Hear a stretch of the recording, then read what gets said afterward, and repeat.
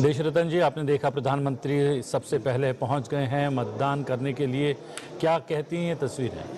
इस तस्वीर से पता लगता है कि प्रधानमंत्री के लिए राष्ट्रपति इलेक्शन हो, उपराष्ट्रपति का या आम चुनाव हो, वो सबसे पहले ही जाके वोट करते हैं।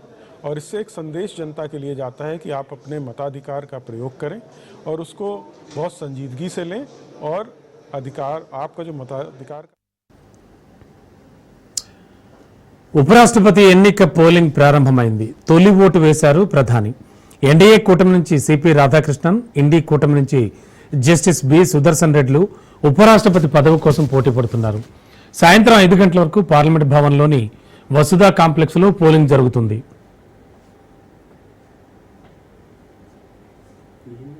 करना और वहां का जायजा लेना भी बहुत महत्वपूर्ण है और उसके बाद पंजाब और हिमाचल प्रदेश के लिए निकलने वाले हैं प्रधानमंत्री। जी जी जी, जो आपने बोला उसमें 100% मैं कहूँगा, अगर वो विदेश यात्रा पे भी जाते हैं, समय का समायोजन वहाँ पे भी देखने को मिलता है। 5 दिन में 5 देशों की यात्रा करते हैं, वापस आते हैं, सुबह कैबिनेट की मीटिंग लेते हैं। तो इस तरह का जो समय का समायोजन है, और देखिए राष्ट्र को चलाना एक बहुत ही कॉम्प्लेक्स प्रक्रिया है, उस पर वो निरंतर उस पर नज़र रखते हैं और उसको मैनेज करते हैं। तो ये तो उनकी खूबी है, जिसको आए थे उनके जो विपक्षी भी हैं और विपक्ष के नेता भी हैं, वो भी इस बात को मानते हैं। जी हाँ, देखिए किरण रिजिजू, संसदीय कार्य मंत्री अर्जुन राम मेघवाल जी, अन्य गणमान्य सांसद और मंत्रीगण आपको नज़र आ रहे हैं टेलीविज़न स्क्रीन पर। हलचल तेज हो गई है और मतदान की प्रक्रिया हम आपको बता दें कि शुरू हो चुकी है उपराष्ट्रपति पद के चुनाव को लेकर, और प्रधानमंत्री पहुंच चुके हैं और मतदान की इस प्रक्रिया में वो सम्मिलित हैं और मतदान कर रहे हैं। हम आपको बता दें कि हमारे साथ वर्चुअली एक और विशिष्ट मेहमान जुड़ी हुई हैं, स्नेहलता श्रीवास्तव, पूर्व महासचिव लोकसभा। स्नेहलता जी, आपका बहुत बहुत स्वागत है संसद टीवी पर। Thank you. और आप ऐसी प्रक्रियाओं को बहुत नज़दीक से देख चुकी हैं, कितनी विशिष्ट होती है ये प्रक्रिया? क्या कुछ इसमें खास होता है, विशेष होता है? देखिए, Rajya Sabha secretary general PC Modi returning అధికారిగా వ్యవహరిస్తారు. సాయంత్రం 6 గంటలకు ఓట్ల లెక్కింపు జరిపి ఫలితాన్ని వెల్లడిస్తారు. ఉపరాష్ట్రపతిని ఎన్నుకునేందుకు ఓటింగ్లో మొత్తం 782 మంది సభ్యులు పాల్గొంటారు. లోక్సభలోని 543 మంది సభ్యులు, రాజ్యసభలోని 233 మంది సభ్యులు, 12 మంది రాష్ట్రపతి నామినేట్ చేసిన సభ్యులు ఓటర్లుగా ఉంటారు. మొత్తం సభ్యులు ఓటింగ్లో పాల్గొంటే 392 ఓట్లు వచ్చిన అభ్యర్థిదే గెలుపు. చెల్లుబాటైన ఓట్లలో సగానికంటే ఒక్క ఓటు అధికంగా వచ్చిన అభ్యర్థినే గెలుపుగా పరిగణిస్తారు. సంఖ్యాబలం పరంగా చూస్తే ఎన్డీఏ కూటమి స్పష్టమైన ఆధిక్యంలో ఉంది. ఉభయ సభల్లోని 781 మంది సభ్యుల్లో ఎన్డీఏకు 425 మంది బలం ఉంటే ఇండియా కూటమికి 311 మంది సభ్యులున్నారు. ఎన్డీఏ అభ్యర్థికి వైసీపీ మద్దతు ప్రకటించడంతో ఆ కూటమి బలం మరింత పెరిగింది. प्रधानमंत्री मतदान करके संभवतः बाहर आए हैं और केंद्रीय मंत्री उनके साथ इस वक्त उपस्थित हैं, और प्रधानमंत्री संभवतः मतदान करने के बाद जा रहे हैं और उनका बहुत ही आज व्यस्त कार्यक्रम है। व्यस्त कार्यक्रम इसलिए भी है कि उपराष्ट्रपति पद के चुनाव में मतदान की प्रक्रिया में उनको हिस्सा लेना था, वो बहुत महत्वपूर्ण था, उन्होंने मतदान किया। अब मतदान के बाद अब वो पंजाब और हिमाचल प्रदेश के बाढ़ग्रस्त क्षेत्रों में जा रहे हैं। इस बीच रक्षा मंत्री राजनाथ सिंह पहुंच गए हैं, हरिवंश जी भी आपको नजर आ रहे हैं, राज्यसभा के उपसभापति। दलों के सांसद भी मतदान की प्रक्रिया में शामिल होने के लिए कतारों में हैं। हमने देखा कि सुबह 9 बजे से ही सांसद गण जो है वो संसद भवन परिसर में पहुंचे और जो अपनी अपनी प्रतीक्षा के लिए यहाँ पर वो पहुंच गए ताकि सुबह ही वो वोट डाल पाएं।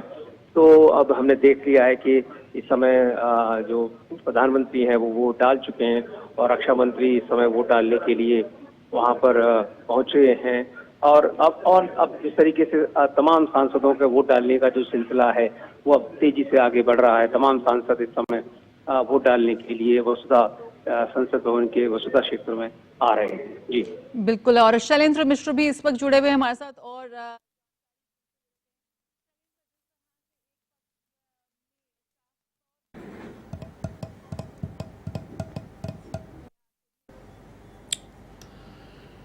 ఉపరాష్ట్రపతి ఎన్నిక పోలింగ్ ప్రారంభమైంది. తొలి ఓటు వేశారు ప్రధాని మోడీ. ఎన్డీఏ కూటమి నుంచి సిపి రాధాకృష్ణన్, ఇండియా కూటమి నుంచి జస్టిస్ బి సుదర్శన్ రెడ్డిలు ఉపరాష్ట్రపతి పదవి కోసం పోటీ పడుతున్నారు. సాయంత్రం 5 గంటల వరకు పార్లమెంట్ భవన్లోని వసుధ కాంప్లెక్స్లో పోలింగ్ జరుగుతుంది. Rajya Sabha secretary general PC Modi returning అధికారిగా వ్యవహరిస్తున్నారు. సాయంత్రం 6 గంటలకు ఓట్ల లెక్కింపు జరిపి ఫలితాన్ని వెల్లడిస్తారు. ఉపరాష్ట్రపతిని ఎన్నుకునేందుకు ఓటింగ్లో మొత్తం 782 మంది సభ్యులు పాల్గొంటారు. లోక్సభలోని 543 మంది సభ్యులు, రాజ్యసభలోని 233 మంది సభ్యులు, 12 మంది రాష్ట్రపతి నామినేట్ చేసిన సభ్యులు ఓటర్లుగా ఉంటారు. మొత్తం సభ్యులు ఓటింగ్లో పాల్గొంటే 392 ఓట్లు వచ్చిన అభ్యర్థిదే గెలుపు. చెల్లుబాటైన ఓట్లలో సగానికంటే 1 ఓటు అధికంగా వచ్చిన అభ్యర్థిదే గెలుపుగా పరిగణిస్తారు. సంఖ్యాబలం పరంగా చూస్తే ఎన్డీఏ కూటమి స్పష్టమైన ఆధిక్యంలో ఉంది. ఉభయ సభల్లోని 781 మంది సభ్యుల్లో ఎన్డీఏకు 425 మంది బలం ఉంటే ఇండియా కూటమికి 311 మంది సభ్యులున్నారు. ఎన్డీఏ అభ్యర్థికి వైసీపీ మద్దతు ప్రకటించడంతో ఆ కూటమి బలం మరింత పెరిగింది. जैसे कि आप बता रहे थे, देश रत्न जी प्रधानमंत्री हो, गृह मंत्री अमित शाह हो, रक्षा मंत्री राजनाथ सिंह हो, ये चुनाव को बहुत ही गंभीरता से लेते हैं, चाहे कितना भी बड़ा या छोटा चुनाव हो, उनके लिए सभी समान रूप से महत्व के चुनाव होते हैं. इसलिए उससे पहले उन्होंने बैठक की. कल बैठक में उन्होंने बताया, सांसदों के साथ अपने विचार जो हैं वो उन्होंने प्रेषित किए और देख सकते हैं कि तैयारियां कितनी सुगठित हैं कि ఉపరాష్ట్రపతి ఎన్నిక ప్రారంభమైంది. పోలింగ్ ప్రారంభమైంది. తొలి ఓటు వేశారు ప్రధాని మోడీ. ఎన్డీఏ కూటమి నుంచి సిపి రాధాకృష్ణన్, ఇండి కూటమి నుంచి జస్టిస్ బి సుదర్శన్ రెడ్డిలు ఉపరాష్ట్రపతి పదవి కోసం పోటీ పడుతున్నారు. ఇక మరింత అదనపు సమాచారం అందించడానికి మా కరెస్పాండెంట్ సైదులు సిద్ధంగా ఉన్నారు. సైదులు, ఓటింగ్ ఎంతసేపు జరగనుంది, అలాగే ఫలితాన్ని ఎప్పుడు వెల్లడిస్తారు, అండ్ గెలుపోటముల అవకాశాలు కానీ అఫ్ కోర్స్ సిచ్యువేషన్ ఎలా ఉందంటారు? గంటలకు ఓటింగ్ ప్రారంభమవుతే సాయంత్రం 5 గంటల వరకు కూడా ఈ యొక్క ఓటింగ్ ప్రక్రియ కొనసాగుతుంది. అంటే 5 గంటల వరకు కూడా ఉన్నటువంటి సభ్యులందరూ కూడా, అంటే లోక్సభలో, రాజ్యసభలో ఉన్నటువంటి సభ్యులందరూ కూడా తమ యొక్క ఓటు హక్కును వినియోగించుకునేందుకు ఉదయం 10 గంటల నుంచి సాయంత్రం 5 గంటల వరకు కూడా సమయం ఇచ్చారు. సాయంత్రం 5 గంటల తర్వాత మనకి ఈ యొక్క ఓటింగ్ ప్రక్రియ ముగుస్తుంది. 6 గంటలకి మనకి కౌంటింగ్ ప్రక్రియ ప్రారంభమవుతుంది. సో మనకి కౌంటింగ్ ప్రక్రియ సాయంత్రం 6 గంటలకి ప్రారంభమైన తర్వాత 1 గంట వ్యవధిలోనే మనకి రిజల్ట్ వచ్చే అవకాశం కనిపిస్తుంది. ఎగ్జాక్ట్లీగా 7:30 లోపు మనకి అభ్యర్థి, ఉపరాష్ట్రపతి అభ్యర్థిగా ఎవరు గెలుస్తారు ఏంటి అనేది కూడా ఒక స్పష్టమైన ప్రకటన కూడా వచ్చే అవకాశం తెలుస్తుంది. సో ప్రస్తుతం మనకు అందుతున్న సమాచారం ఏంటంటే ఎన్డీఏ కూటమి తరపున ఉన్నటువంటి అభ్యర్థి రాధాకృష్ణన్, ఆయన మహారాష్ట్ర గవర్నర్గా ఉన్నారు. తమిళనాడు రాష్ట్రానికి చెందినటువంటి రాధాకృష్ణన్ గెలుపు అవకాశాలు మెండుగా ఉన్నాయి. ఎందుకంటే మనకి సంఖ్యాబలాన్ని బట్టి చూస్తే, అంటే లోక్సభలో, రాజ్యసభలో సంఖ్యాబలాన్ని బట్టి చూస్తే మొత్తం 781 మంది సభ్యులకు గాను 391 ఓట్లు ఎవరికైతే వస్తాయో, అంటే లోక్సభలో ఉన్నటువంటి సభ్యులు, రాజ్యసభలో ఉన్నటువంటి సభ్యులు కలిపి 391 ఓట్లు ఎవరికైతే వస్తారో వారు మ్యాజిక్ ఫిగర్ ప్రకారం వారు గెలుస్తారు. సో మనకి ఎన్డీఏ కూటమి తరపునటువంటి రాధాకృష్ణన్ ఉపరాష్ట్రపతి అభ్యర్థిగా ఉన్నారు కాబట్టి సో వారికి మొత్తం 422 మంది సభ్యుల బలం ఉంది కాబట్టి ఈజీగా రాధాకృష్ణన్, ఎన్డీఏ అభ్యర్థిగా ఉన్నటువంటి రాధాకృష్ణన్ గెలిచే అవకాశాలు ఉన్నాయి.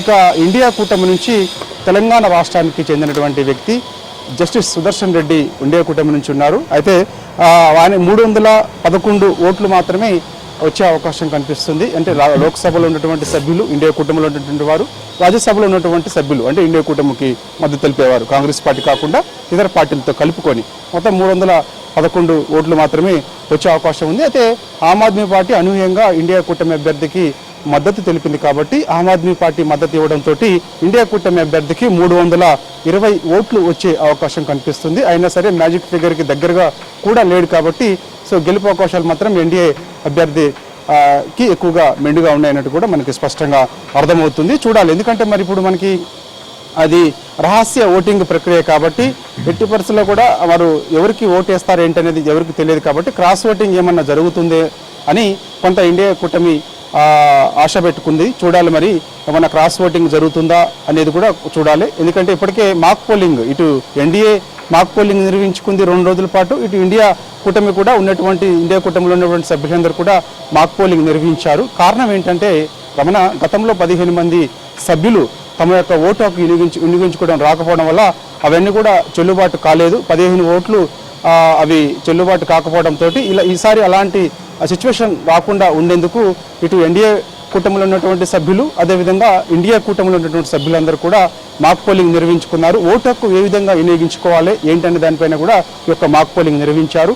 అయితే 2 రోజుల పాటు ఎన్డీఏ కూటమిలో ఉన్నటువంటి సభ్యులతో ప్రధాని నరేంద్ర మోడీ భేటీ అవుతూ వచ్చారు. మొన్న ఆదివారం రోజు మొదటిగా భేటీ అయ్యారు. తర్వాత సోమవారం రోజు కూడా ఎన్డీఏ కూటమిలో ఉన్నటువంటి సభ్యులతో భేటీ అయ్యారు. సో అదేవిధంగా ఇండియా కూటమిలో ఉన్నటువంటి సభ్యులతో కూడా జస్టిస్ సుదర్శన్ రెడ్డి, అదేవిధంగా కాంగ్రెస్ పార్టీ అగ్రనేత రాహుల్ గాంధీ, సోనియా గాంధీ ఇండియా కూటమి నేతలతో కూడా భేటీ అయ్యారు. వారు కూడా మాక్ పోలింగ్ ఏ విధంగా నిర్వహించాలి ఏంటనే దానిపైన కూడా అందులో పాల్గొన్నారు. వారికి కూడా చెప్పారు. కాబట్టి కొంత క్రాస్ ఓటింగ్ జరిగితే మాకు గెలుపు అవకాశాలు ఉన్నాయని చెప్పేసి కూడా ఇండియా కూటమి అభ్యర్థి జస్టిస్ బి సుదర్శన్ రెడ్డి చెప్తూ వస్తున్నారు. చూడాలి మరి ఏ విధంగా ఉంటుంది. ఇంకోటి ఏంటంటే రాధాకృష్ణన్, అంటే మనకి తమిళనాడు చెందినటువంటి రాధాకృష్ణన్ అక్కడ మనకి డిఎంకే పార్టీ అంటే ఇండియా కూటమికి మద్దతుగా ఉన్నప్పటికీ కూడా డిఎంకేలో ఎక్కువ మంది సభ్యులు ఉన్నారు కాబట్టి, పార్లమెంట్ సభ్యులు ఉన్నారు కాబట్టి, సో డిఎంకేలో ఉన్నటువంటి కొంతమంది సభ్యులు అవసరమైతే రాధాకృష్ణన్ కూడా ఓటు వేస్తారు అని చెప్పేసి కూడా అంటున్నారు. అంటే మనకి సంఖ్యాబలాన్ని బట్టి చూస్తే 320 ఓట్లు మాత్రమే ఎన్డీఏ కూటమికి వస్తాయని ఒక అంచనాకు వచ్చినప్పటికి కూడా అవసరమైతే ఇండియా కూటమిలో ఉన్నటువంటి సభ్యులు ఎన్డీఏ కూటమి అభ్యర్థికి వేసే అవకాశం కూడా ఉంటుంది అని కూడా ఒక అంచనాకు వస్తున్నారు. కారణం ఏంటంటే మనకి తమిళనాడు చెందినటువంటి రాధాకృష్ణన్, అంటే ఆయన తమిళనాడు రాష్ట్రం చెందినటువంటి రాధాకృష్ణన్ ఎన్డీఏ ఉపరాష్ట్రపతి అభ్యర్థిగా ఉన్నారు కాబట్టి, సో అక్కడ డిఎంకే సభ్యులు కొంత క్రాస్ ఓటింగ్ కూడా పాల్పడే అవకాశం ఉంది అని కూడా చెప్తున్నారు. చూడాలి మరి. ఎందుకంటే వాస్తవంగా ఇండియా కూటమి అయితే చెప్తున్నది ఏంటంటే మాకున్నటువంటి సభ్యులు 311, మా ఆమ్ ఆద్మీ పార్టీ మద్దతు తెలపడంతో 320 ఓట్లు మాకు రావాల్సి ఉంది. సో ఎన్డీఏ కూటమి నుంచి కూడా కొంతమంది క్రాస్ ఓటింగ్కి పాల్పడితే మేము గెలుస్తాము. ఎందుకంటే జస్టిస్ సుదర్శన్ రెడ్డి ఇప్పుడు ఎవరు కూడా ఏ పార్టీకి చెందినటువంటి వ్యక్తి కాదు. సో ఆయన రాజ్యాంగాన్ని కాపాడేందుకు ముందుకు వచ్చారని చెప్పేసి కూడా ఇండియా కూటమికి చెందినటువంటి సభ్యులు చెప్తున్నారు. కాబట్టి చూడాలి మరి. ఇక మనకైతే ఆల్రెడీ మొదటి ఓటు ప్రధాని నరేంద్ర మోడీ వినియోగించుకున్నారు. సో ఇప్పుడు సాయంత్రం 5 గంటల వరకు కూడా, అంటే 10 గంటల నుంచి సాయంత్రం 5 గంటల వరకు కూడా ఈ యొక్క పోలింగ్ ప్రక్రియ కొనసాగుతుంది. 6 గంటలకి ఈ యొక్క కౌంటింగ్ ప్రక్రియ ప్రారంభమవుతుంది. 7 గంటలకి రిజల్ట్ వచ్చే అవకాశం ఉంది. 7 గంటలకి ఉపరాష్ట్రపతి అభ్యర్థిగా ఎన్డీఏ కూటమి అభ్యర్థి గెలుస్తారా లేదంటే ఇండియా కూటమి అభ్యర్థి గెలుస్తారా అనేది కూడా ప్రకటన చేస్తారు. రమణ. Okay, thank you.